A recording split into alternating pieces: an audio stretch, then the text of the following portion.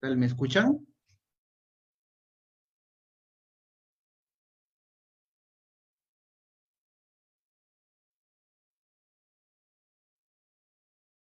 ¿Cómo están? Buenas noches. Listo, que estoy listo para empezar la presentación. Muchas gracias. Acá voy a, también, si es posible, voy a compartir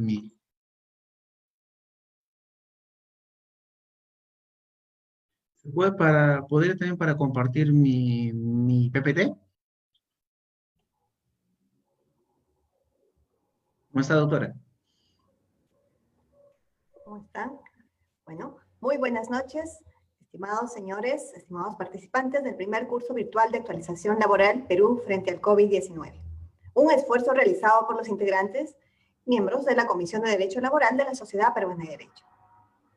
En esta noche especial tenemos la participación del doctor Luis Valdeón Bedón, que nos va a compartir sus conocimientos en condición de docente invitado.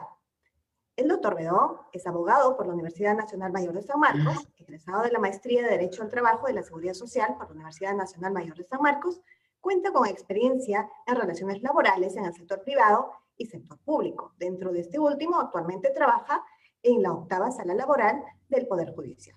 Es autor de diversos artículos de investigación en materia de derecho laboral. Bien, señores, hemos hecho la presentación preliminar y nos sentimos muy gustosos de contar con la participación del doctor Valdeón. Doctor Valdeón, sea muy bienvenido esta noche y adelante, por favor. Buenas noches, muy agradecido, ¿no? A la Sociedad Peruana de Derecho, a la Comisión de Derecho Laboral, por haberme hecho extensivo esta invitación para poder compartir, ¿no? Este, un interesante tema que está muy en boga en estos últimos años, ¿no? Es cuál es la aplicación de la prueba dinámica, ¿no? En los procesos laborales, en los procesos judiciales laborales, ¿no? Para ello, voy a señalar, ¿no? ¿Cuál, cuáles son los enfoques que se han venido, se han venido desenvolviendo en el proceso laboral y también los vaivenes que se han venido, actualmente se vienen desarrollando a través del Tribunal Constitucional y la Corte Suprema? Pues en lo que respecta a la aplicación de la prueba dinámica en el proceso laboral, les soy sincero, hay avances, pero también hay retrocesos. Hay camino a recorrer, pero también camino destruido. Y eso esto debido a que si bien es verdad que dentro de la relación laboral, ¿no? Dentro de la relación jurídica laboral y dentro del proceso laboral en donde la finalidad es otorgar mayores instrumentos de tutela al trabajador, mayores instrumentos de protección procesal para garantizar una igualdad de armas en el proceso, lamentablemente, ¿no? Lamentablemente, existen interpretaciones de la Corte Suprema en el cual, a pesar que exista una posibilidad, por ejemplo, adelanto un poquito, por ejemplo, en la presunción de laboralidad, para que la carga probatoria de la subordinación y el pago de la remuneración sea presentado, sea formulado por la parte demandada, lamentablemente, a pesar que la ley permita esa posibilidad, la Corte Suprema que ha dicho, igual el trabajador debe presentar indicios o elementos que también acrediten la subordinación. Entonces tenemos ahí una contrastación normativa, ¿no? Si la nueva ley procesal del trabajo, la 294997 nos dice, ¿no? Adelanto un poquito, ¿no? Nos dice que el trabajador solamente debe presentar o demostrar, debe probar la prestación continua de su servicio, no que sea subordinada, no que sea remunerada. Lo dice o norma que debe ser presentada, bueno, solamente debe demostrar la continuidad de su prestación. Y quien debe demostrar lo contrario, es decir, que hubo prestación libre, no estuvo sujeto a un horario, no estuvo sujeto a un control, no estuvo sujeto a una fiscalización, es el empleador. Así lo dice la norma, la nueva ley procesal del trabajo. Esa ha sido su finalidad. Pero, insisto, ¿no? Que la Corte Suprema, existen criterios jurisdiccionales que retroceden la finalidad, la finalidad de protección, puesto que ahora requieren, en algunos pronunciamientos, obliga a las partes demandantes, en este caso los trabajadores demandantes, que también demuestren elementos de subordinación. Pues para ellos sostienen, ¿no? Que el hecho que no, el trabajador solamente esté facultado a demostrar la prestación personal, no lo exonera, no lo excluye de también tener una carga probatoria, ¿no? Ahí está el gran problema, ¿no? Ahí está el enfoque que queremos dar hoy día, ¿no? ¿Cuál es? ¿Cómo realmente se aplica la figura, la teoría, la postura jurisdiccional de la prueba dinámica en el proceso laboral? Pues ya vemos que existen esos contratiempos, ¿no? Para ello quisiera, por favor, voy a presentar un pequeño PPT. Doctora, a ver si es que, a ver, voy a presentar. Un momentito, por favor. Un momentito, por favor. Voy a presentar.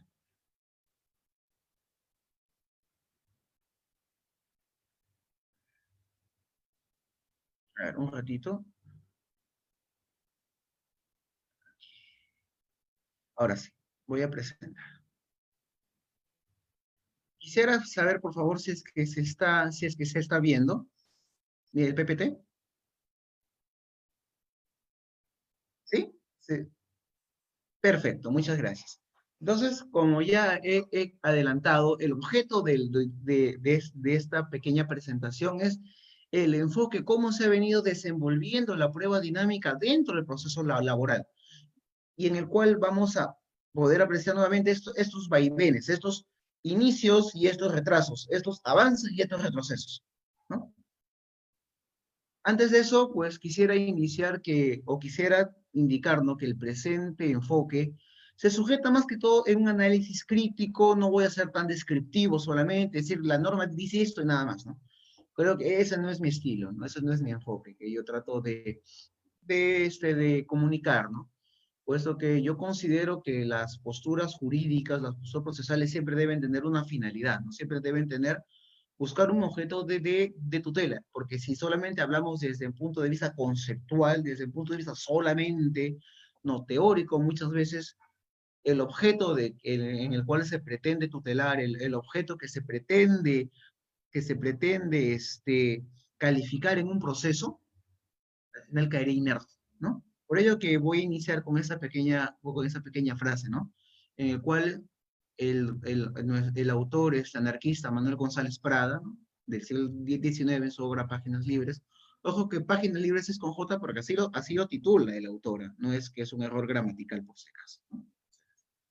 El autor, ¿no? Manuel González Prada, ¿no? En su libro Páginas Libres señala, en la vejez se capitula, en la juventud se combate, ¿no? ¿Y por qué se combate en este caso? ¿Por qué se va a combatir en este caso contra la carga desde la prueba, ¿no? Debido a que si nosotros optamos por una figura clásica, ¿no? Del proceso civil clásica, de la igualdad de armas, la figura clásica, ¿no? De la potestad o de la libertad de las partes a presentar medios probatorios conforme a su libre voluntad, al final podremos llegar a tratos discriminatorios o irregulares como pasaban en el antiguo proceso laboral. Pues muchas veces debido a que la parte demandante, en la mayoría de los casos trabajadores, no tenían medios probatorios suficientes para demostrar una relación laboral, muchos juzgadores, ¿qué hacían? Declaraban infundadas las demandas por la falta de capacidad probatoria o falta de elementos probatorios. Por eso, ¿ves? Podemos decir que ahora que estamos en boga dentro de un enfoque más que todo crítico sobre la posibilidad de emplear otros elementos de reflexión probatoria, ¿no? Podremos ver que esta frase calza, ¿no? Calza con la finalidad que yo vengo a presentar el día de hoy, ¿no? Entonces, antes de hablar de la teoría de la prueba dinámica, vamos a hacer un pequeño, ¿no? Un pequeño repaso de lo que ya se conoce, ¿no? Por doctrina, todo abogado y estudios en derecho ya conoce la teoría de la carga de la prueba, ¿no? Eso es un concepto ya conocido, no es nada nuevo, ¿no? Es un concepto general, ¿no? ¿Cuál es? Que la teoría de la carga de la prueba garantiza u obliga, ¿no? Que cada parte que se encuentra relacionada en un proceso, ¿no? El cual desea o solicita una pretensión, ¿no?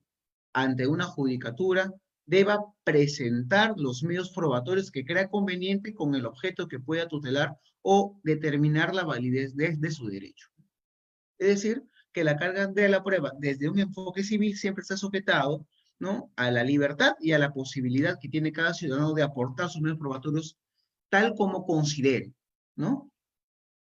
Esa es la postura clásica que siempre se nos ha enseñado, ¿no?, los profesores, los autores procesalistas, ¿no? En Derecho Procesal Civil, ¿no? Teoría General del Proceso, como es un curso que tenemos en la Universidad de San Marcos, ¿no? Pero, ¿qué pasa cuando esta presunta validez de igualdad de armas, de igualdad de posibilidades para poder presentar, para poder adjuntar a un proceso, ¿no?, se vuelve un acto en la realidad discriminatorio? ¿Qué pasa si esta famosa figura de la igualdad de armas evita, ¿no?, que el juez pueda obtener todos los elementos probatorios o todos los elementos fácticos o todos los actos que suceden en la realidad y que pudiese determinar, ¿no?, la pretensión que se solicita, ¿no? Ahí está el problema. Porque esta validez de la igualdad de armas, que es una figura clásica, ¿no? Es una figura antigua, ¿no? Pero esta validez formal, procesal, muchas veces ha servido, ¿para qué? Para poder llegar a actos discriminatorios, a actos, como se dice, actos no muy razonables, ¿no? Como ya les explicaba, ¿no? En base a esta figura de la igualdad de armas, por ejemplo, en la 26636, los que litigan con la antigua ley procesal del trabajo, ¿no? Podrán recordar o podrán aceptar, ¿no?, que muchas veces diversos procesos laborales, ¿no?, no se otorgaba, no se declaraba la vigencia de una relación laboral en base a que no se adjuntaban elementos, no se adjuntaban documentos o medios probatorios, fuentes de pruebas, si ustedes lo consideran, en el cual pudiese apreciarse los elementos de una relación subordinada, ¿no?, y remunerada. Por eso que, conforme a la premisa de la igualdad de armas, ¿no?, muchas veces existía, ¿no?, la situación. Existía la situación de falta de delegación por imposibilidad de determinar una relación laboral, ¿no? Y esa figura, ¿no?, esa teoría clásica, ¿no?, ha sido también determinada, ¿no?, a través de diversos pronunciamientos jurisdiccionales. Muchas gracias. Está bien. Muchas gracias. ¿Continúo entonces? ¿Qué pasa, por ejemplo, si analizamos la figura clásica, ¿no?, de la igualdad de armas, de la libertad de la carga, de la prueba a cada una de las partes procesales, ¿no? ¿Cuál es el fundamento, no? Es el fundamento, es la premisa que nuevamente cada parte procesal, ¿no?, debe aportar los medios probatorios que considere pertinentes. Así, por ejemplo, ¿no?, en el expediente del Tribunal Constitucional, ¿no?, 052-2004, ¿no? Tenemos hasta las 8:30. Perfecto, gracias. Por ejemplo, en el expediente 052-2004, acción de amparo, Tribunal Constitucional, ¿no?, ¿qué dijo el colegiado, no? Como ya es de entero conocimiento, ¿no?, dice que la carga de la prueba es una de las reglas que regula la materia procesal. Es quien alega un hecho, debe probarlo. Esa es la premisa que siempre no nos han enseñado, ¿no? Quien alega, quien fundamenta una razón jurídica, quien fundamenta un hecho, debe probarlo, ¿no?, salvo disposición contraria prevista en el CPC, ¿no? Entonces, de ahí podemos apreciar que esa es la regla que siempre nos han impartido, ¿no? A pesar de ello, también existen, ¿no?, sí, situaciones excepcionales, ¿no? Situaciones que no se han sujetado a la regla, ¿no? Pero el cual siempre se ha caracterizado por su excepcionalidad, ¿no? Por su condición especial, ¿no? Sea en materia civil, sea en materia penal, sea en materia comercial o sea en materia laboral. Por ello que el propio Tribunal Constitucional en el expediente 2051-2003, acción de amparo Tribunal Constitucional, ha dicho, ¿no? Este tribunal ha sostenido que la aplicación superior de las reglas del proceso civil, es decir, la paridad de armas, ¿no? Y penal debe observarse siempre que ellas sean compatibles con la peculiaridad y los fines del proceso, en este caso de amparo. Es decir, que si bien es verdad que se debe primar, ¿no?, la igualdad de armas, la misma posibilidad que las partes procesales puedan presentar sus medios probatorios, ¿no?, ante la judicatura, pero también puede tener excepcionalidades, ¿no? Por ejemplo, ¿no? Es en caso, por ejemplo, de una, una primera posibilidad de acercarnos, ¿no?, a la prueba dinámica, ¿no? Es, por ejemplo, cuando existe una imposibilidad material que una de las partes pueda tener los documentos para poder sustentar su pretensión en base a la disparidad, por ejemplo, económica o disparidad estructural y disparidad de herramientas que puede tener la parte demandada contra lo que sustenta la parte demandada, ¿no? Por ejemplo, ¿no?, en el expediente 1417-2005, acción de amparo, ¿no?, ahí se determinó, ¿no?, que, por ejemplo, en materia pensionaria, ¿no?, este es el famoso caso Anicama, el 14-17-2005 se determinó que no necesariamente se debe obligar a que la parte demandante, la parte accionante, tenga la obligación de presentar el acervo documentario, por ejemplo, cuando quiere reconocimiento de pensiones o la admisión de aportes al Sistema Nacional de Pensiones. Aquí, por ejemplo, en el presente Anicama, el propio Tribunal Constitucional indicó que en materia, por ejemplo, de asuntos pensionarios, en asuntos previsionales, dice que, quien tiene la mayor potestad de proveer al juez de medios probatorios para que puedan generar convicción sobre la controversia es la propia entidad, puesto que, como es enteramente conocido, ¿no?, la entidad, la ONP, cuentan con los expedientes administrativos, cuenta con el registro de planillas y cuenta con el material documentario se pudiese observar, ¿no?, alguna validez de los aportes hechos por los trabajadores, ¿no?, los aportes al sistema nacional para poder evaluar, ¿no?, el reconocimiento de este récord pensionario. Pero esta situación podría asemejarse, ¿no?, asemejarse a la aplicación de una prueba dinámica, pero en esta sentencia lo que se hace es la aplicación de una medida excepcional, es la aplicación de una medida muy particular por la propia posición que tienen los administrados, en este caso los jubilados pensionistas, para poder solicitar su derecho, ¿no? Por lo tanto, esta situación se sujeta, ¿no?, se relaciona, ¿no?, con la primera sentencia comentada, el 2051-2003, ¿no? Por cuanto que, nuevamente, no en todos los casos se podría aplicar las reglas del proceso civil, proceso penal, para poder llegar a una decisión sobre un tema en concreto, ¿no? Esa es la situación general teórica que ya se conoce, ¿no? Aquí no hay ningún aporte de descriptivo crítico. Ahora sí, en base a que ya conocemos la figura crítica, ¿no? Mejor dicho, la figura general de la carga de la prueba, en materia civil, en otras disciplinas, podemos entrar ya más puntualmente, ¿no?, a la figura de la carga de la prueba en materia dinámica.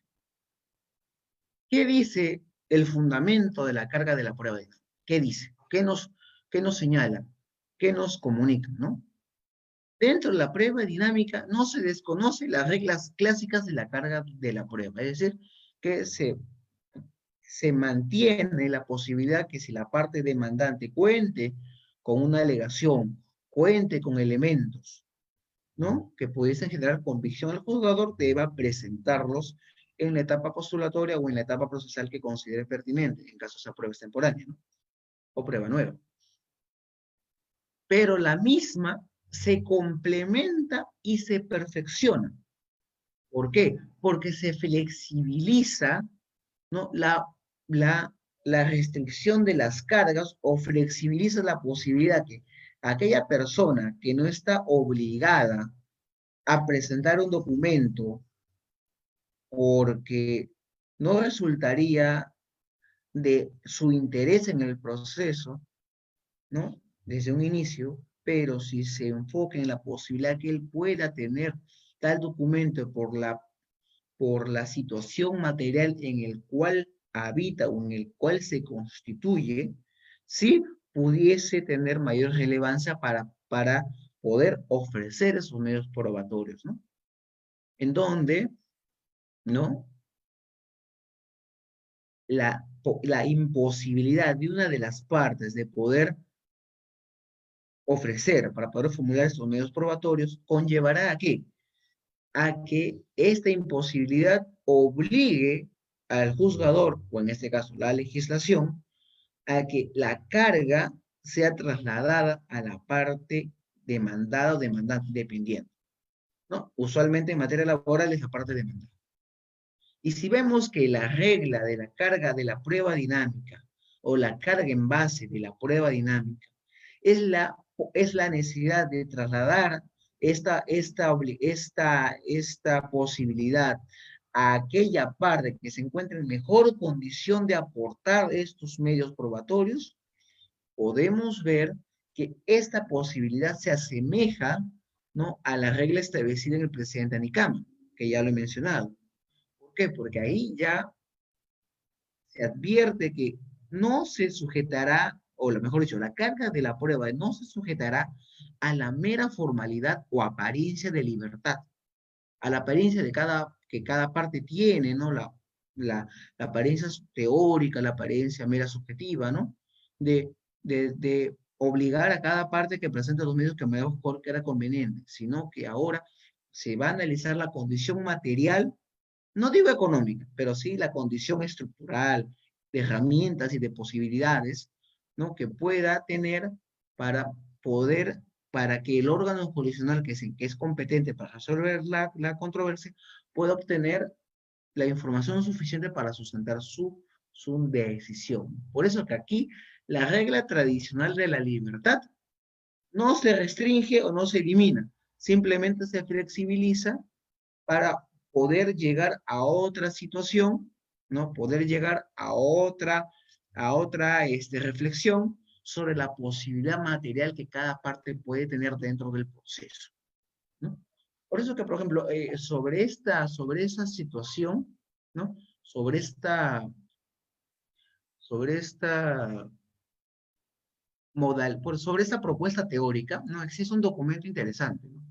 Es, por ejemplo, es el 17º Congreso Nacional de Derecho Procesal de Argentina, ¿no? Que se desarrolló en 1993, ¿no?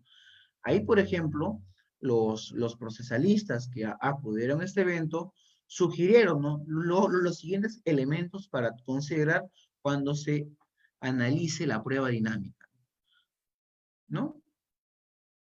Dice, ¿cuáles son los elementos para que se debe considerar la, la prueba dinámica, ¿no? Para empezar, que la aplicación de la prueba dinámica tiene consecuencias prácticas, ¿no? Que la implementación de la prueba dinámica va a conllevar a decisiones concretas, conllevará a decisiones fundamentadas en beneficio o en perjuicio de la parte quien solicita, ¿no? Y que la prueba dinámica como tal se aparta, ¿no? de las reglas de distribución clásica de la parte de la carga de la prueba, ¿no? Esos son los dos primeros elementos, que tienen consecuencias prácticas, no solamente una mera posición teórica o teorética, ¿no? Y que la misma es una medida excepcional. Esos son los dos primeros elementos. ¿Cuál es el siguiente elemento central?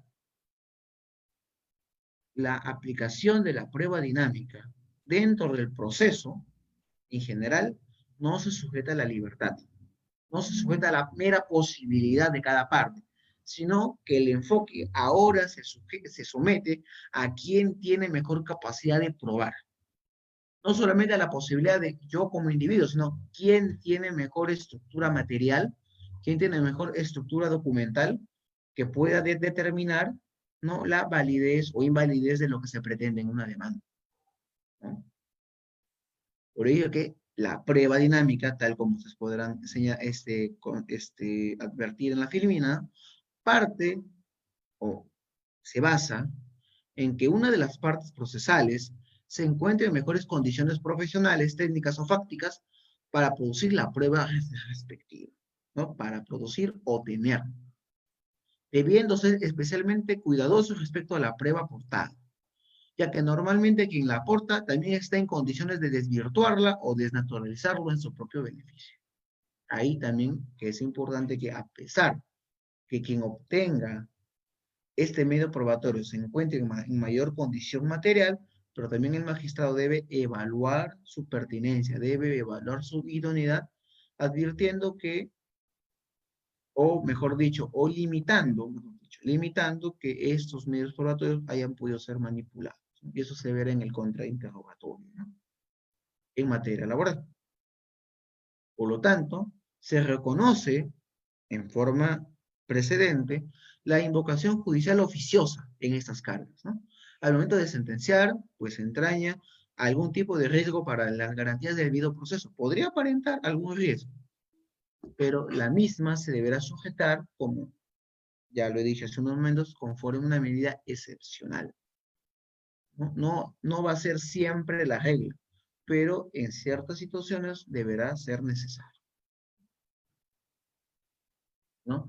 Y como último fundamento de este documento, es que siempre el juez deberá advertir las partes sobre la necesidad de impartir sus esfuerzos probatorios conforme a su cada carga, ¿no? Es decir, que si bien es verdad que el juez podrá tener, ¿no?, la posibilidad de emplear, ¿no?, una prueba dinámica en la necesidad de poder utilizar, ¿no?, esta herramienta teórica, ¿no?, jurisdiccional, al momento de evaluar el nivel de aportación de medios probatorios o decidir sobre la controversia, pero siempre se deberá insistir, siempre se deberá solicitar, se deberá requerir, ¿no?, que las partes igual cumplan con el rol clásico de igualdad de armas, ¿no? Estos son los, estos son los lineamientos que se solicitaron en el Congreso en Argentina, ¿no?, en 1993. Pero si aplicamos esta figura en el proceso laboral peruano, ahí vienen ya las, las afirmaciones, las contradicciones y los retrocesos, ¿no? Ahí ya vamos a entrar, como se dice, en materia, ¿no?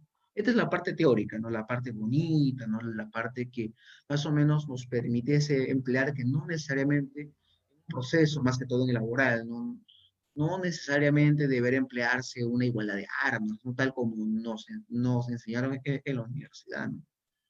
Pero aquí también ya entrando en materia, entrando en la realidad, aterrizando el concepto en la realidad, ahora vamos a ver si tal figura teórica, en base a la posibilidad material de quien pueda aportar mejor en el proceso, quien tiene mayores elementos de poder determinar una controversia en el proceso, vamos a ver vamos a observar, ¿no?, qué tan bien o qué tan mal hemos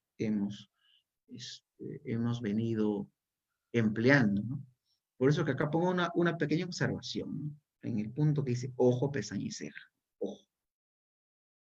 La dificultad probatoria en la relación laboral existente, la 26636, en el cual sí primaba la libertad de armas, la igualdad de armas, en la 26636 se aplica plenamente la libertad de armas, es similar al Código Procesal Civil peruano. No hay ninguna presunción en ese sentido, en la norma. Siempre estuvo sujeta, ¿no?, a diversas dificultades. Por eso que esta inicial contradicción probatoria en la 2636 de alguna manera fue subsanada con la nueva, bueno, no tan nueva ley procesal del trabajo, la ley 2497, ¿no? Porque en esta ley y también en leyes materiales, ¿no? Se han venido implementando figuras que sí podrían estar relacionadas con la validez de la prueba dinámica, ¿no? Con la validez de la prueba, o mejor dicho, en la validez de la carga de la prueba en base a quién tiene mayor posibilidad de aportar, ¿no? Para ello, si analizamos, ¿no?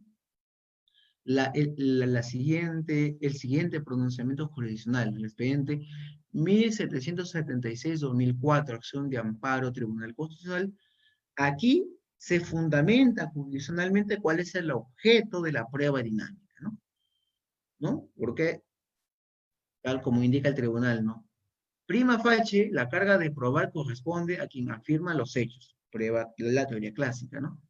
Que configuran su pretensión o quien los contradice. Frente a ello, la carga probatoria dinámica significa un apartamiento de los cánones regulares de la distribución de la carga de la prueba cuando ésta arroja consecuencias manifiestamente disvaliosas para el propósito del proceso o procedimiento. Aquí hay un punto, aquí me voy a detener. Entonces significa que para la prueba dinámica, no tal como también ya lo he mencionado, para la prueba dinámica, la carga de la prueba en igualdad puede generar consecuencias desvaliosas. La homogeneidad de armas o la posibilidad que cada parte pueda ofrecer medios probatorios conforme a su libertad puede generar condiciones, o puede ocasionar estado de indefensión, o puede ocasionar situaciones desventajosas para una de las partes, ¿no? Por lo que es necesario plantear nuevas reglas de reparto de la imposición probatoria, haciendo recaer el animus probandi sobre la parte que está en mejores condiciones profesionales, técnicas o fácticas para producir la prueba respectiva. ¿Ya ven? Aquí es el Tribunal Constitucional peruano recoge la posibilidad de variar, ¿no? La carga probatoria para quien tenga mayor posibilidad de probar. La doctrina de las cargas probatorias dinámicas interviene para responder a una concepción de un derecho dúctil y a una concepción más ágil, ¿no? Más volátil, ¿no? En el devenir del proceso, tal como medita el supuesto planteado. Así, no correspondería al demandante la carga de la prueba del hecho de índole negativo, sino que el demandado tendrá la carga de probar el hecho positivo. Cabe recordar que la prueba dinámica no es ajena a nuestro ordenamiento jurídico. Como ustedes podrán ver, este es el pronunciamiento jurisdiccional básico, clave para poder entender, ¿no? La inserción de la prueba dinámica dentro del proceso en general y en especial el proceso laboral peruano. Otros pronunciamientos similares fueron detallados, ¿no? En el expediente 1176, bueno, 2004, y en el expediente 041-2004, acción de inconstitucionalidad, ¿no? Dice, ¿no?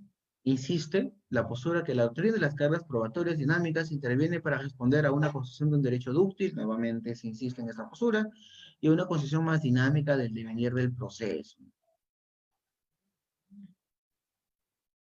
Bien, ahora ya entrando en carnecita, vamos a observar, vamos a apreciar, ¿no? ¿En qué supuestos, sean normativos o sean interpretativos, ¿no? Se ha venido aplicando la prueba dinámica en el proceso laboral y en específico en la nueva ley procesal del trabajo? Vamos a entrar ahora a dilucidar cuál es el nivel que la prueba dinámica ha entrado en el proceso laboral peruano, ¿no? Vamos a empezar con la presunción de laboralidad, que es uno de los elementos más recurrentes, ¿no? Dentro de la jurisprudencia. ¿Qué es la presunción de laboralidad? Es una clara manifestación del principio de tutela del trabajador, ¿no? De una protección adecuada, ¿no? Es el principio de nivel de protección necesaria que se tiene que otorgar al trabajador en base a su disminución material y en base a su condición, tanto material como procesal, ante la presunción de laboralidad. No es una medida mediante la cual se traslada la carga de la prueba al empleador para que demuestre, entre otras cosas, la inexistencia de la subordinación ni la falta de pago de una remuneración, ¿no? Pues esta figura parte, que esta figura parte en base a que la continuidad y la igualdad de carga probatoria al momento de ofrecer o al momento de solicitar la declaración de una relación laboral pueda ocasionar actos discriminatorios, ¿no? Y tal como venía pasando en el 26 y 36. Justamente la introducción de la presunción de laboralidad evita que el juez laboral, el juez especializado en trabajo, desestime una demanda, desestime una pretensión por el solo hecho que la parte demandante no ha ofrecido los medios probatorios suficientes para poder declarar una relación laboral, puesto que a partir de ahora, a partir de la entrada de vigencia en Lima, por ejemplo, desde el 2010, solamente requerirá la acreditación de una prestación personal de servicios, ¿no? Una prestación permanente y personal. Puesto que si yo deseo, yo como magistrado, yo deseo rechazar la demanda, evitarme pronunciar sobre alguna desnaturalización de contrato, ¿no? O una, por ejemplo, la ocasión del servicio, que es lo más recurrente, ¿no? O un reconocimiento de una relación laboral dentro de una sentencia, el empleador me tendrá que demostrar que su actividad no estaba subordinada, no había horario de trabajo, no había órdenes, no había un control permanente, puesto que si el empleador demuestra estos elementos de libertad, el juzgador podrá rechazar la demanda, mejor dicho, podrá declarar infundada la demanda, ya hablando en términos más propios, más técnicos, declarará infundada y no habrá forma, ¿no?, que el trabajador obtenga un reconocimiento de, su, de su pretensión. Por ello que esta herramienta que se introduce con la nueva ley procesal del trabajo es una medida de inversión de cargas, ¿no? Es una medida de inversión de posibilidades, puesto que ahora el empleador es quien tiene la obligación de demostrar que el trabajador, mejor dicho, que el demandante no era trabajador. ¿Y esto en base a qué? ¿Por qué se le otorga esa obligación ahora al empleador? Puesto que el empleador tiene mayores posibilidades de presentar los contratos, de presentar los memorandos, si lo hay, ¿no?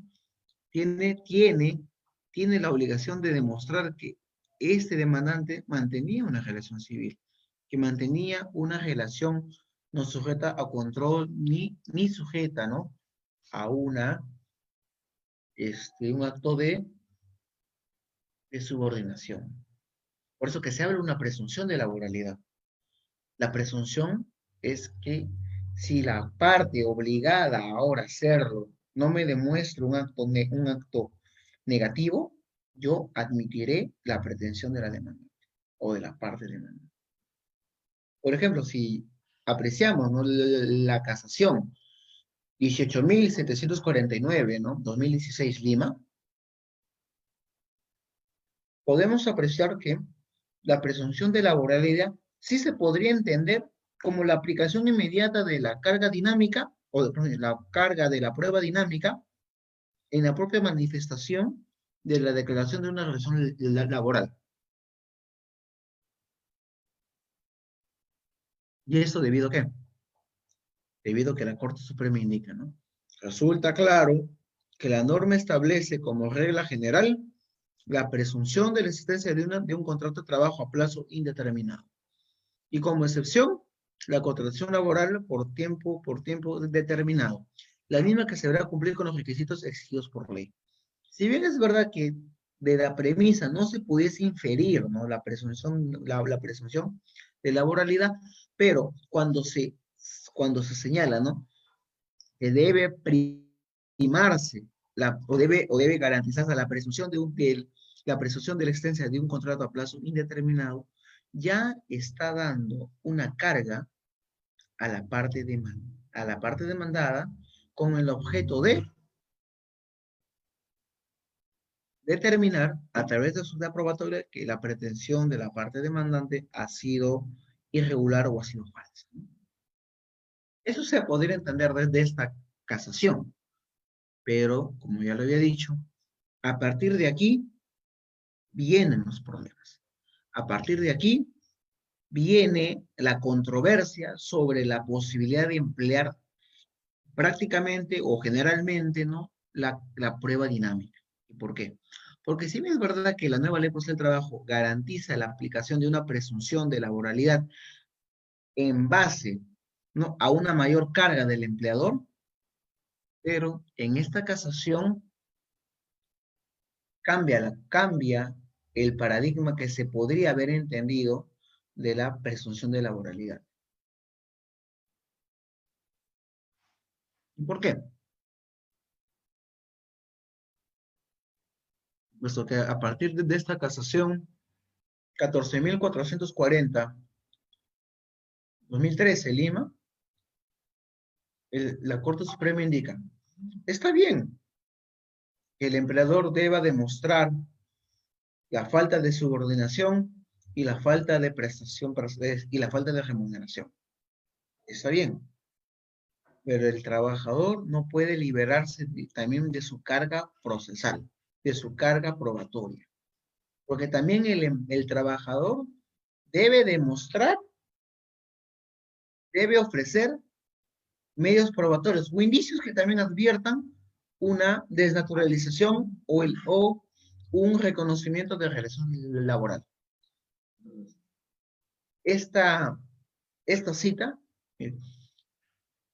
dice, dicha facilitación probatoria no implica una ausencia de probanza de la parte del trabajador demandante, toda vez que por lo menos debe aportar indicios racionales del carácter laboral de la relación laboral. ¿No? De la relación bajo de discusión. Pero, un momentito.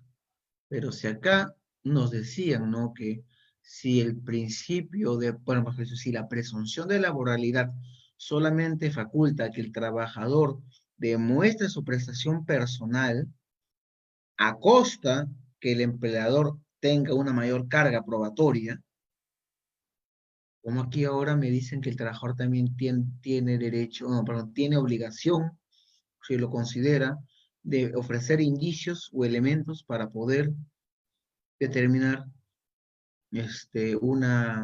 una causal de desnaturalización o apreciar una actividad subordinada. Entonces, ¿estamos o no estamos ante la vigencia de una prueba dinámica?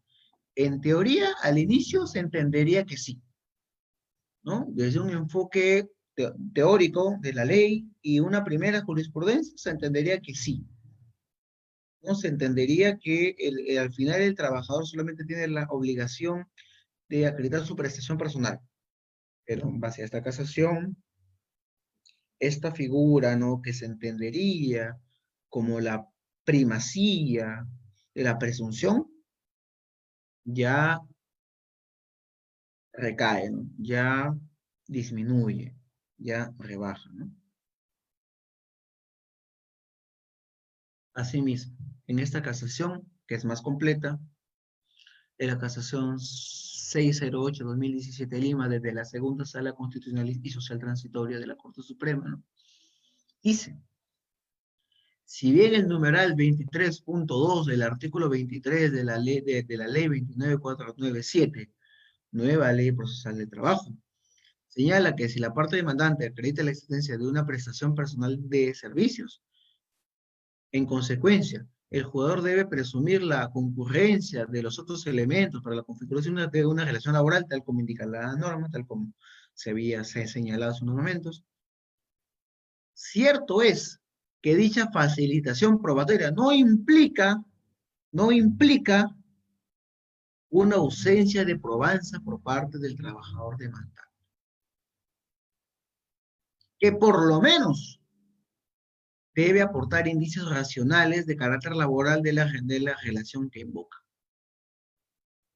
En ese sentido, y atendiendo a la nueva estructura del proceso judicial laboral, prevista en la Ley de Procesal del Trabajo, es necesario que los jueces actúen adecuadamente, todavía condicionan a los jueces, condicionan a los magistrados, actúen adecuadamente en la aplicación de la presunción de laboralidad, exigiendo verdaderos indicios a los trabajadores que le invoquen, pues no se trata de eximir de toda prueba al demandante, sino de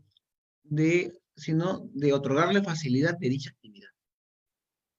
O sea, según esta casación, la primigenia posibilidad de trasladar la carga probatoria a la parte demandada no sería adecuada, no sería razonable, o no sería, no sería conveniente, ¿no? ¿Por qué?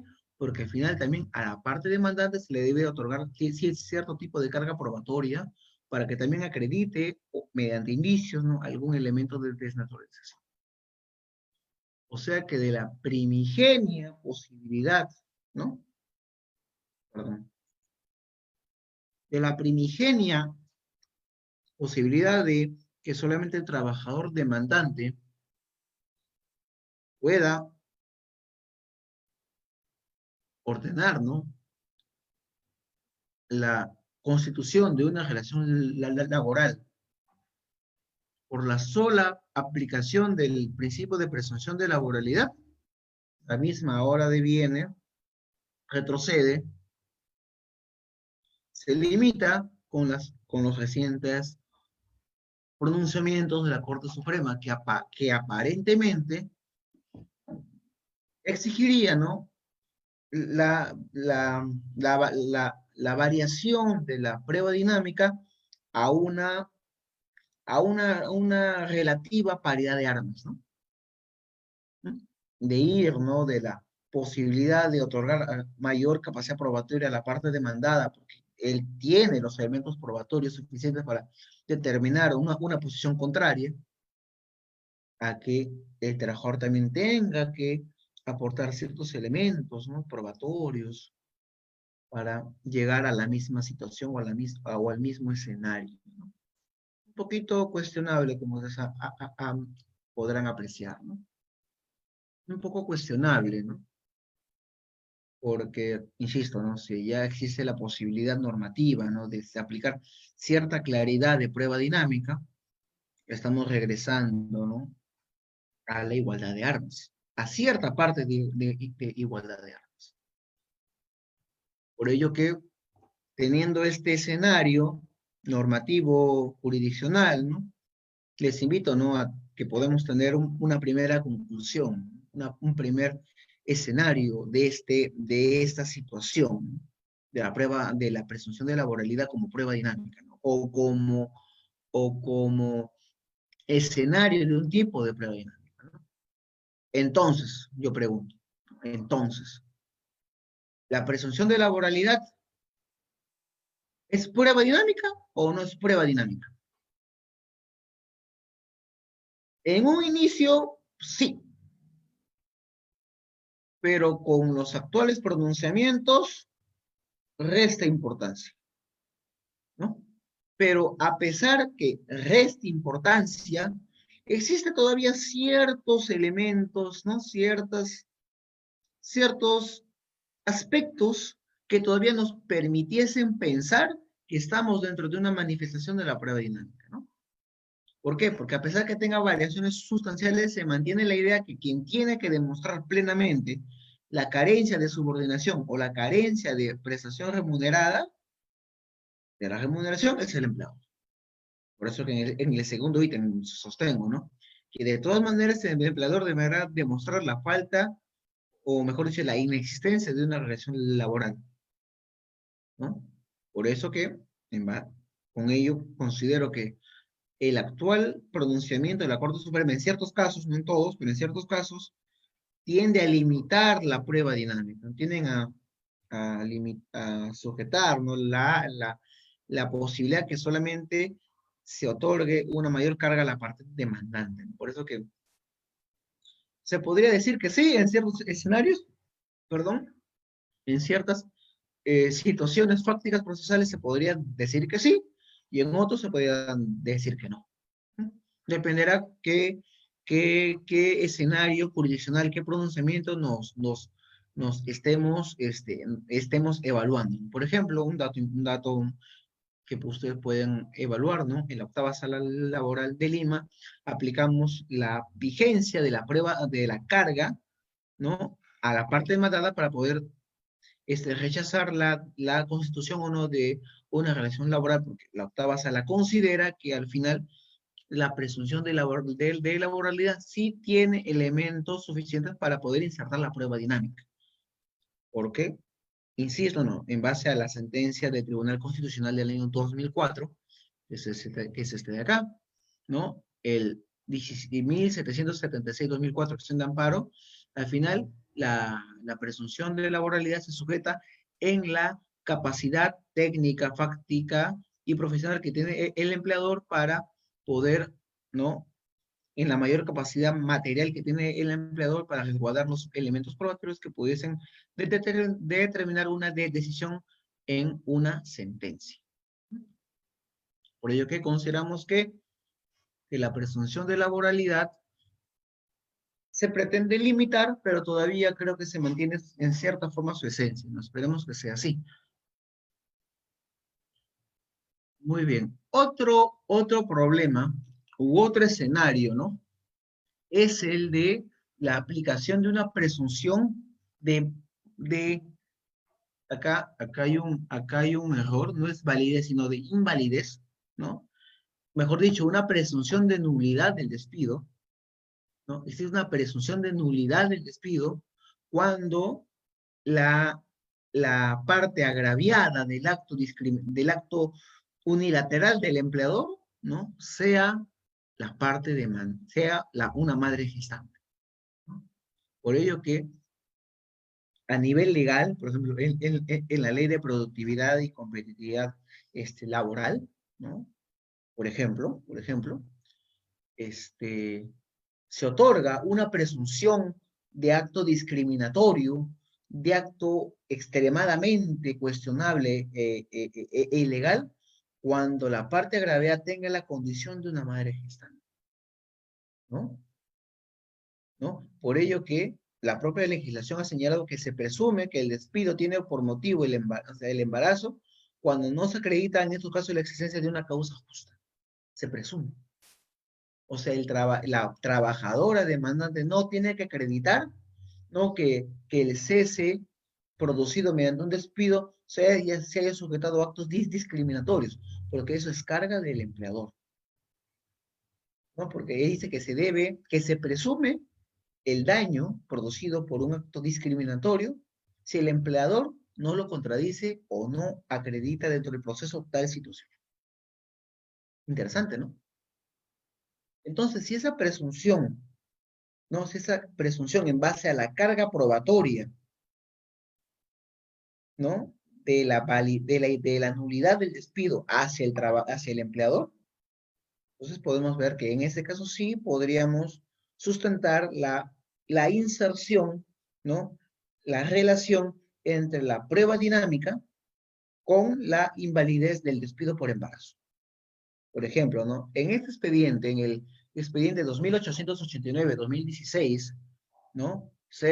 01801 JR laboral 18, ¿no? Del 18 juzgado permanente, la octava sala laboral de Lima, ¿no? La sala de la oralidad, ha señalado lo siguiente.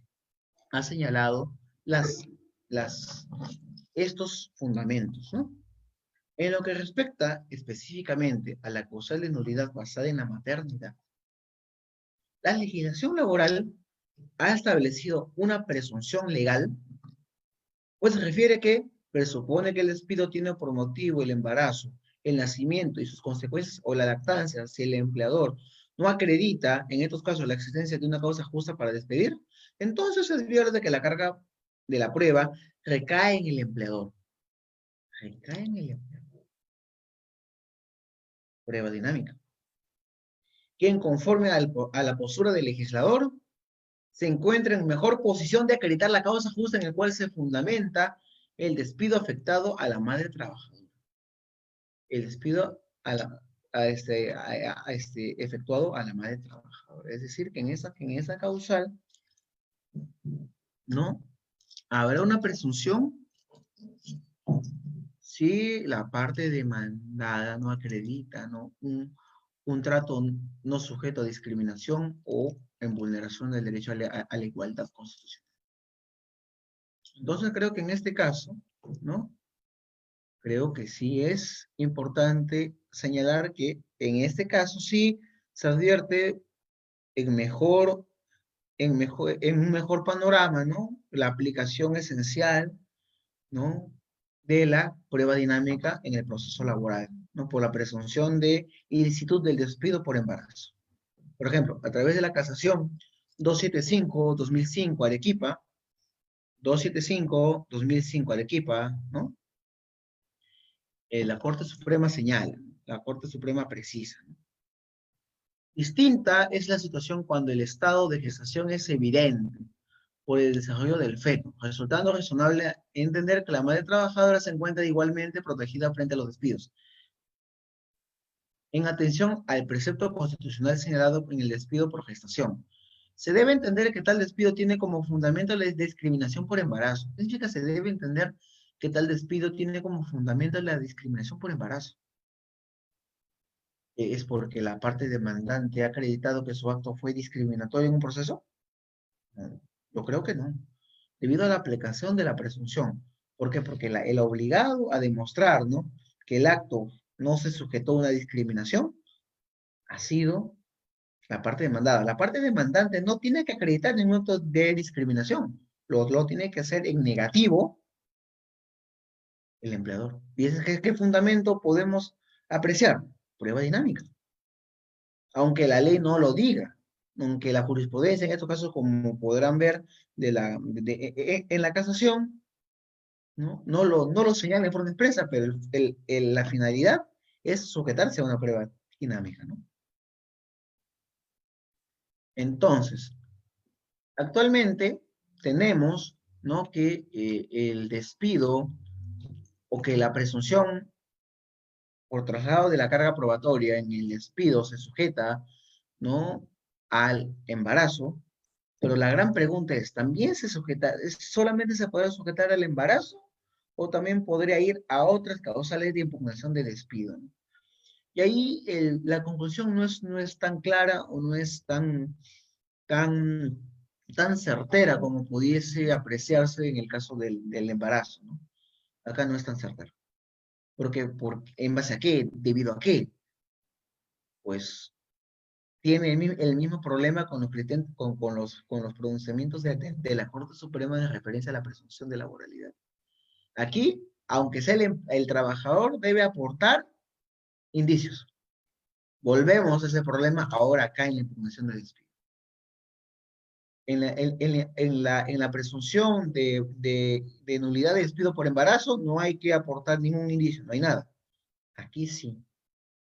Que dice el pleno jurisdiccional del año 97, ¿no? Un pleno jurisdiccional laboral, que dice, en los procesos en que se ventile la nulidad del despido, si bien el juez no puede utilizar las presunciones, no puede utilizar presunciones, acá no se puede, en el otro sí.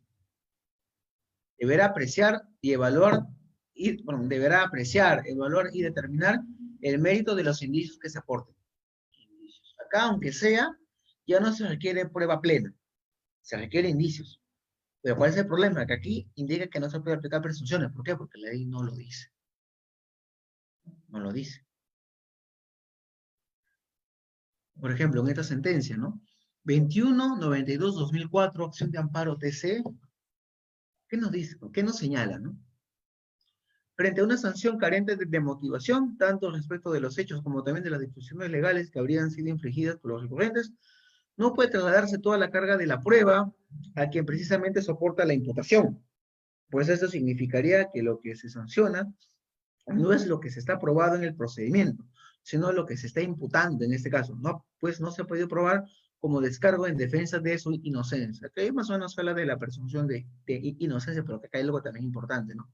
Que no toda la carga de la prueba debe estar sometida a la parte demandante, sino que deben existir elementos razonables que, que pudiesen condicionar al juzgador de trasladar la carga a la parte demandada. Pero ahí normalmente se enfrenta a un problema recurrente, como en la presunción de laboralidad. Es que la parte demandante no se libra de aportar medios probatorios, aunque sea indicios. ¿Por qué? Porque no hay presunción. Por lo tanto, aquí pareciera que un inicio pudiese insertarse, ¿no? La prueba dinámica, pero luego se corta, porque dice que no están permitidas las presunciones. Entonces, en este segundo escenario, en esta segunda situación, en este segundo elemento, en este segundo ejemplo, no sé si llamarlo ejemplo, en esta segunda manifestación, vemos que la prueba dinámica solamente encuentra una plena aplicación, mejor dicho, ¿no? En los casos de nulidad por despido de despido por embarazo. Pero en los otros tipos de despido hay que presentar indicios, sí o sí. Por lo tanto, no sé si cabría hablar o cabría decir en este extremo que, que se aplique, podría admitirse la validez, ¿no? De una prueba dinámica más allá de la presunción por embarazo. Habría que preguntarnos si esa situación podría ser discriminatoria o no, por cuanto que si en la presunción se revierte toda la carga al empleador porque tiene mejores condiciones de probanza, tal como indica el Tribunal Constitucional, como aquí no, no le encuentro razón de ser que aquí, aunque sea, ¿no? Aunque sea, se puede aplicar cierta presunción más allá de que se pueda o se tenga que obligar a presentar ciertos indicios razonables, ¿no? No veo una equiparación de ambas situaciones, ¿no? Yo lo dejo a su libre criterio o interpretación.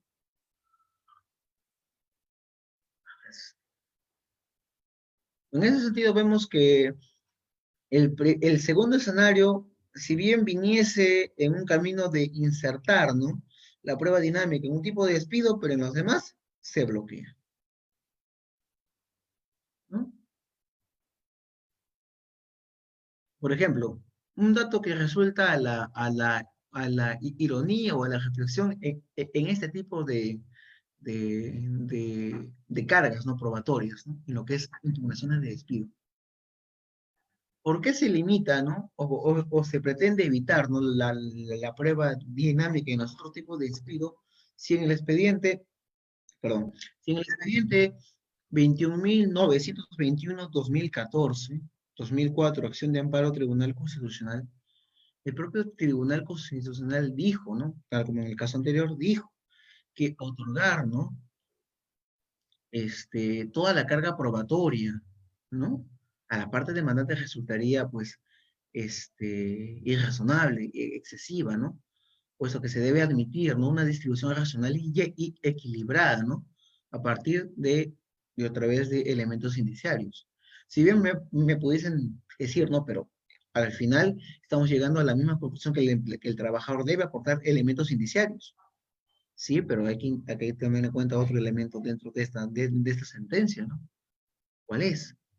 Dice que no se puede atribuir una carga de la prueba propiamente dicha mediante elementos excesivos. Si es así, si bien es verdad que el empleado, bueno, que el trabajador debe aportar, ¿no? Elementos indiciarios, ¿no? pero cómo estos elementos indiciarios van a poder constatar, ¿no? O poner, van a poder determinar la configuración de un despido incausado fraudulento si la mayoría de veces los magistrados, en su conjunto, no digo todos, pero en su magistrado siempre evalúan la tipificación de la falta grave mediante pruebas plenas, salvo, salvo testimonios orales, ¿no? En las audiencias, pero de ahí yo le encuentro un poquito una contradicción al respecto. Más que todo lo digo como comentario. Llegamos al tercer punto, que es el punto más álgido y contradictorio. Si ya teníamos que problemas en la presunción de laboralidad, aquí hay más. Es en el pago de horas extras.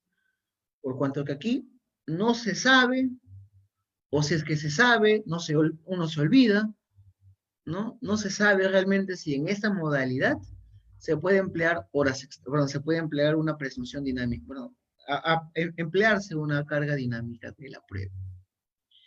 Y les explico por qué. Porque en el caso de horas extras, la Corte Suprema ha venido así.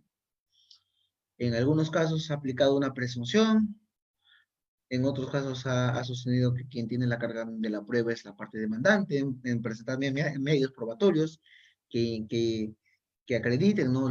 En su integridad las horas extras. Luego indicó, ¿no? Que el quedarse más tiempo, ¿no? en la empresa es una situación suficiente para determinar horas extras y que de ahí se puede llegar a una conclusión equitativa, a una cierta tendencia actualmente de decir que podríamos emplear, ¿no? Una posibilidad de prueba dinámica si en caso vemos una obstrucción de la parte demandada, ¿no? Una obstrucción en aportar medios probatorios que pudiésemos inferir que esta obstrucción se debe a un acto de mala fe y por lo tanto debemos considerar a consecuencia de ello, ¿no? La continuidad de horas extras. Lo que sería importante enfocar desde esa situación, ¿no? Si es así, en materia de horas extras estamos así, estamos en un limbo que no sabemos cuál sería, ¿no? La evaluación concreta y una evaluación conforme a esta teoría, ¿no? Existen, en este caso sí existen tendencias a aplicarla, luego retroceder, luego volver a aplicar, luego otra vez retroceder y así, ¿no? Siempre en este trance, ¿no? A ver, en ese sentido vamos a iniciar, ¿no? Con dos casaciones en el cual más que todo se prima, ¿no? La igualdad de armas, ¿no? Se prima la carga de la parte demandante en demostrar las horas extra, ¿no? ¿No? En la casación 2702-2016, la libertad, ¿qué se dice, no? El mencionado colegiado ha observado el artículo 10A del texto único ordenado de la Ley de Jornada de Trabajo, ¿no? Horario y trabajo sobre tiempo, ¿no? Establece que en el caso de la existencia de alguna deficiencia en el sistema de registro de sobretiempo, no sé, planillas, registro de entrada y salida, ¿no? No impedirá el pago del trabajo realizado en dicha situación si el trabajador acredita mediante otros medios su real y efectiva realización. Es decir, en estos casos, quien tiene la carga de la prueba es el trabajador. El trabajador debe ofrecer los medios probatorios suficientes para poder determinar las horas extras y el periodo de horas extras que se va a demandar, ¿no? Y no la empleadora demandada. Por lo tanto, si la empleadora no ofrece medios probatorios, no ofrece planillas, no ofrece registro de entrada y salida, no ofrece o se niega ante un requerimiento jurisdiccional, pues simplemente no se podrá constatar por hacerse. En similar condición está, ¿no? La casación 3759-2015 de la libertad, ¿no? Que dice, que sostiene.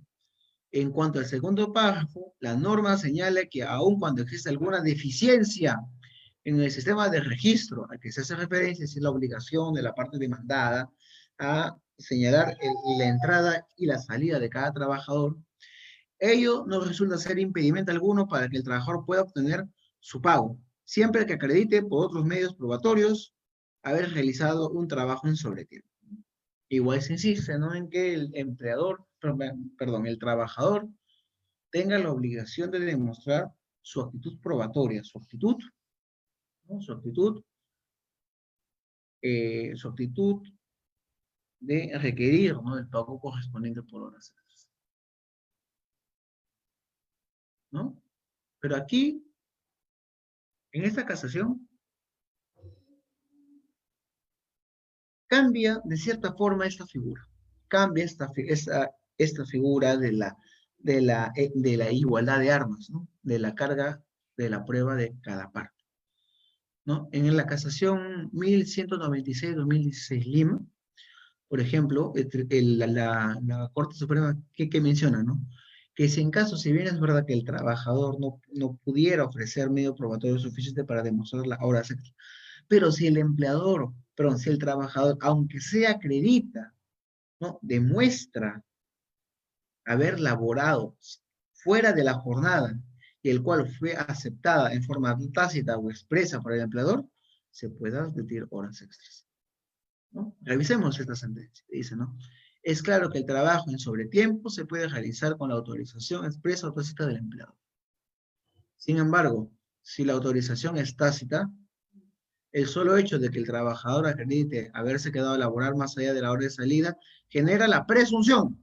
Acá podemos entender que de cierta forma habría una presunción, ¿no? Una forma de aplicación de la prueba dinámica, ¿no?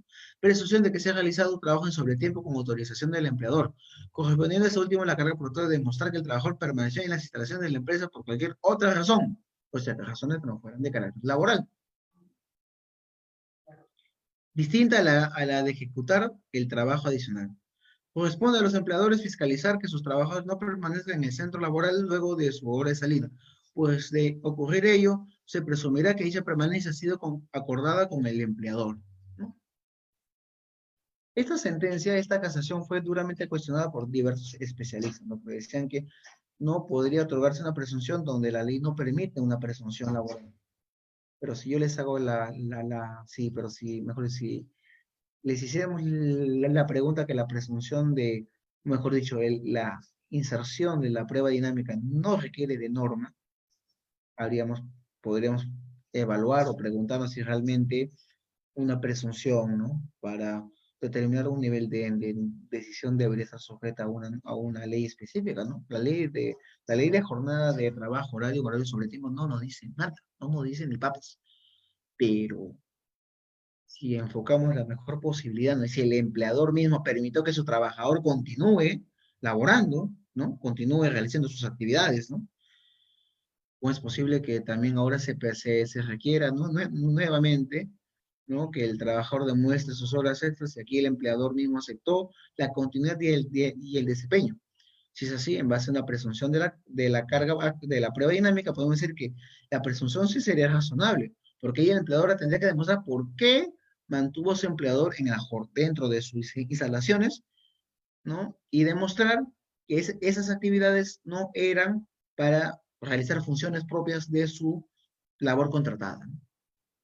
Ese sería un interesante ejemplo de inserción de la prueba dinámica, ¿no? Pero igual, ¿no? Igual, aquí no hay una presunción per se, no hay una presunción propia que el trabajador no tenga que demostrar nada. No, acá hay una labor probatoria específica, que es demostrar, aunque sea que se ha estado dentro de las instalaciones, ¿no? Por eso que no se puede decir per se, ¿no?, de una prueba dinámica absoluta, ¿no? Pero existe una necesidad de demostrar, aunque sea la permanencia, que podría entenderse también como una forma de acercarse a la prueba dinámica, ¿no? ¿No? Es una sentencia que causó mucho revuelo y que fue duramente cuestionada por este sector, ¿no?, que insiste en la prevalencia de la igualdad de armas. Pero ante esas idas y venidas, esos avances y retrocesos, ¿no?, actualmente existe una sentencia que me parece interesante. Una sentencia que pudiese continuar el debate si existe la necesidad de emplear la prueba dinámica en el proceso laboral en lo que respecta a horas extras. ¿Por qué? Porque a través de esta sentencia, ¿no?, de esta casación 178-85-2017 del Santa, reciente, es el año pasado. Miento, de este año, enero de este año, diciembre de 2019, enero 2020, reciente. Aquí se advierte un elemento que antes no se había analizado desde el punto de vista netamente laboral, ¿no? Netamente procesal laboral. ¿Cuál es? La posibilidad que el empleador pueda obstruir la actividad probatoria, que pueda impedir la valoración de medios probatorios y que pueda negarse a ofrecer medios probatorios a pesar que sí los tenga, ¿no? Acto de mala fe, acto de obstrucción de la actividad probatoria, ¿no? Revisemos esta casación. De acuerdo al artículo 29 de la 29497, teniendo en cuenta la conducta de las partes asumidas durante el proceso, el juez tiene la facultad de extraer conclusiones en contra de los intereses de estas, teniendo como una circunstancia que amerita lo antes señalado la obstaculización de la actividad probatoria, entre otras circunstancias. Esto es, por ejemplo, cuando no se cumple con las exhibiciones ordenadas. Se niega la existencia de documentación propia de su actividad jurídica o económica, aunque los tenga. Se impide o niega el acceso al juez, a los peritos o comisionados judiciales. Se niega a declarar o responde evasivamente. Acá hay varios elementos a tomar en cuenta, ¿no? Negativa, rechazo excesivo, impedimento de peritos, ¿no? Falta de cumplimiento de exhibiciones, negación de documentación que luego se puede presentar parcialmente por su contraparte, parcialmente, o sea, actos de mala fe. Pero, ¿cómo es posible que se admita eso si no estábamos diciendo que en materia de horas extras existe la necesidad de emplear la carga de la prueba en base a la igualdad y la libertad y no conforme a una prueba dinámica? Pero aquí, si ustedes ven, hay elementos de prueba dinámica. Obstrucción, ¿no?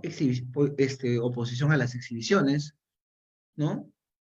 Negación o impedimento de acceso al juez de peritos judiciales, ¿no?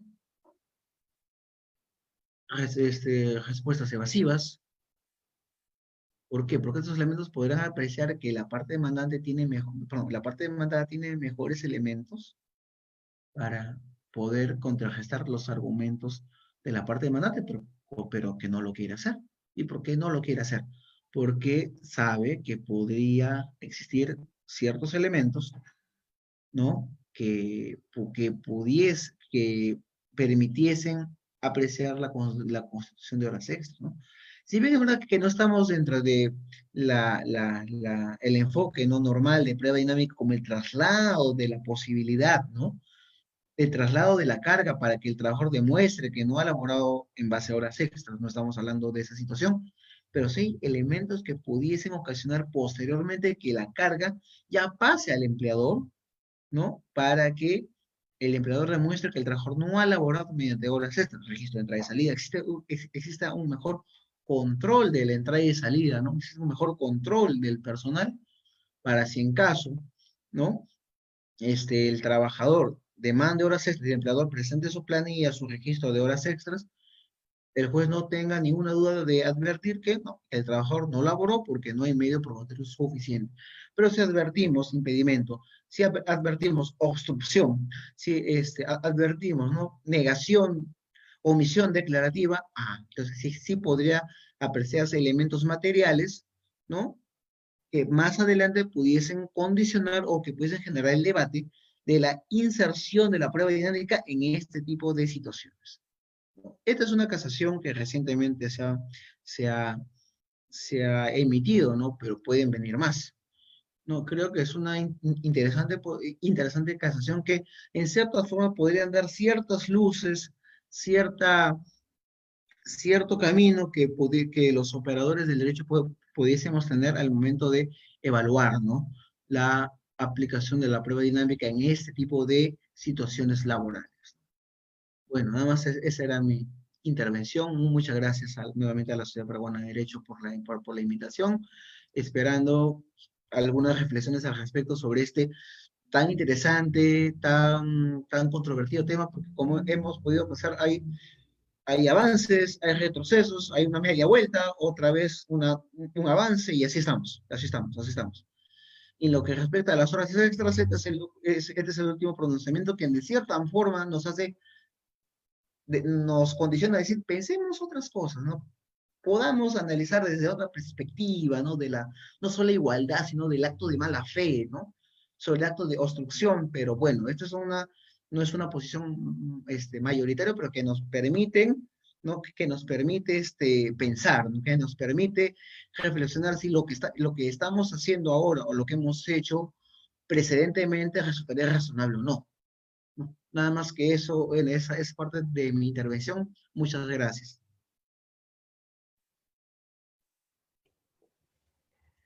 Bien, agradecemos la brillante ponencia del doctor Valdeón, que nos ha esclarecido este tema que a veces nos resulta controversial, nos resulta complejo, y en esencia este ha sido un tema bien dilucidado por el doctor Valdeón, que nos ha esclarecido muchas dudas.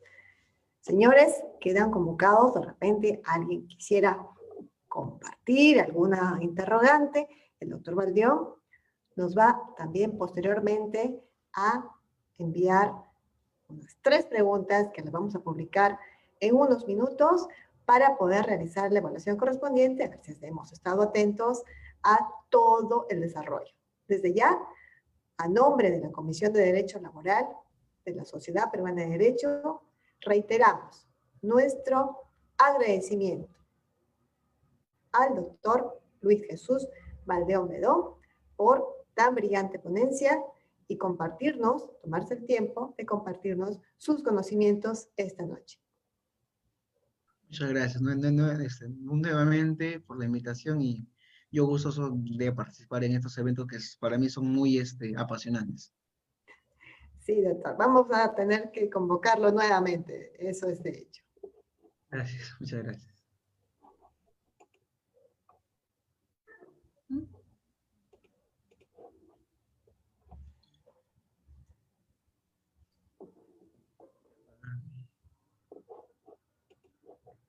A ver, veamos si tenemos alguna interrogante.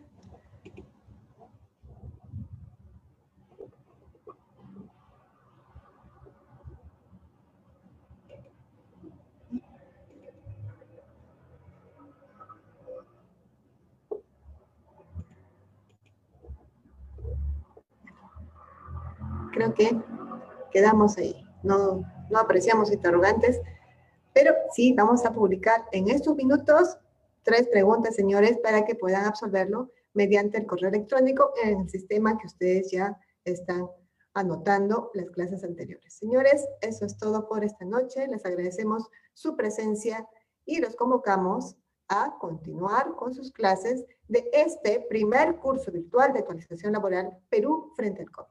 Hoy hemos contado con la participación del doctor Luis Jesús Valdeón Bedón. Hasta noche. Buenas noches. Gracias, Buenas noches. muchas gracias.